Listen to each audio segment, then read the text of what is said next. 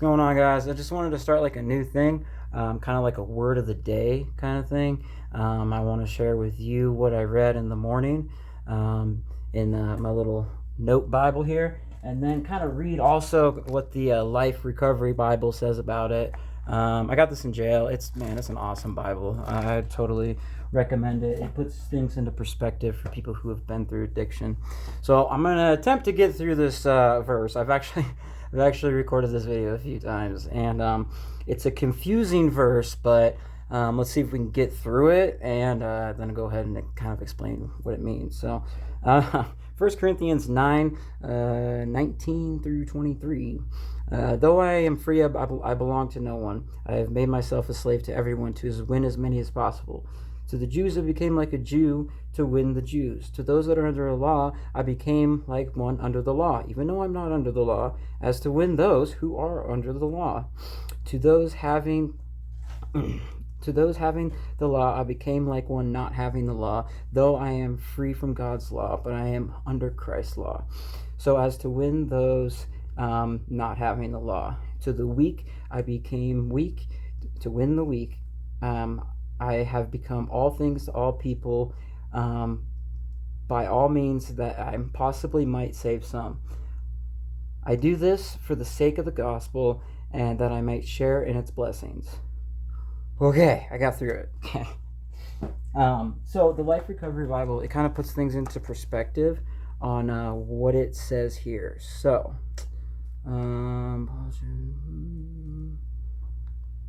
okay.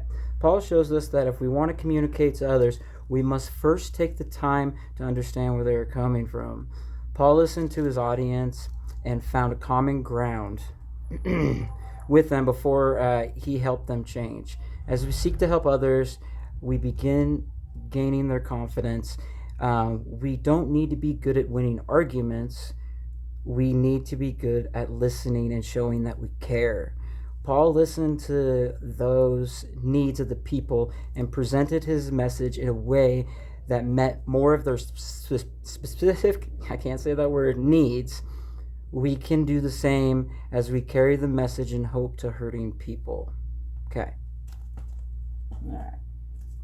Sometimes I have trouble reading and whatnot, so I'm working on that. But anyways, man, I think this is really, really awesome. Just an awesome passage, because it's like it's right there. It's right there. Like, I've never heard this verse before until the YouTuber that I listened to spoke on it, and then today I finally read it for myself.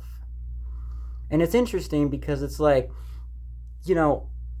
when we go out and we do what we do and feed the homeless and go to the ghetto, pretty much we go to the hood, and it's a rough part, and but the thing is, we are like them.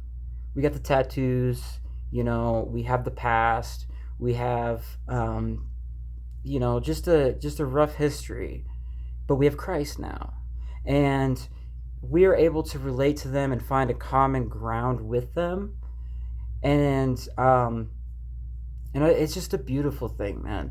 And I think I really think people, they need to look at the opportunities that they really have instead of looking for other opportunities to just hurt people.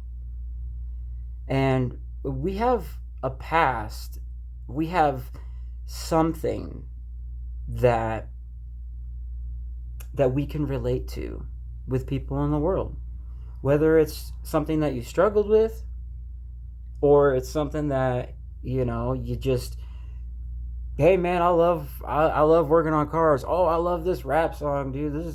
I like the beat, it's awesome. Or man, that movie is just, when did we just like stop just taking time to just talk to people and like really get to know them? When you're in jail, like, that's all you got. All you got is God, yourself, your cellmate, and time. So you just sit there and you get to know each other. Because all these other distractions, they're not there. And I feel like we've become so consumed with hatred and consumed with gossiping and consumed with pointing fingers, instead of just taking the time to really find a common ground with somebody. I can guarantee you there's plenty of people in this world that something that you enjoy, you will find a common ground with them. And you become like them. But you're not, partaking in something that's going to disrupt your faith. We can go out to the hood for Burgers and Bibles, and we can help those homeless people.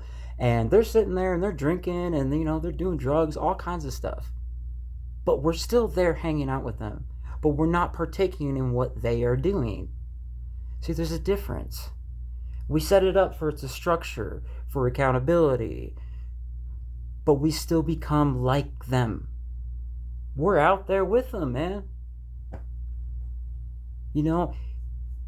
When you sit there and you really show people that you care, I guarantee that your message of Christ is going to be a lot more effective. If you have a relationship with Christ, we need to check our hearts, man. It's easy to point out wrong things and whatever. It's easy to just look at that bum on the street. Just get a job, damn crackhead. You don't know what that man's gone through, person. I really feel like we need to find a common ground with those that are hurting. Like it says there. Paul was smart. Paul knew what he was doing. Why don't we take that verse and actually apply it to our lives? Why have I not ever heard that verse before? It doesn't make sense. Because people, unfortunately, they have other means and other agendas and other motives with the scriptures and will only teach what they want to teach. And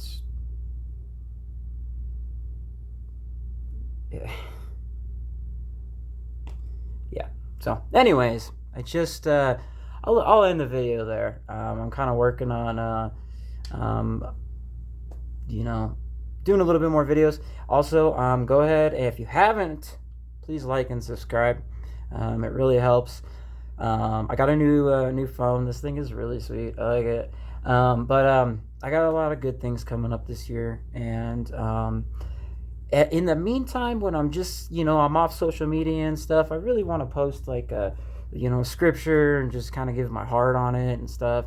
This video ran a little bit longer than I expected it to, but it's okay. No worries. So I appreciate you guys listening. And I hope you have a really blessed day.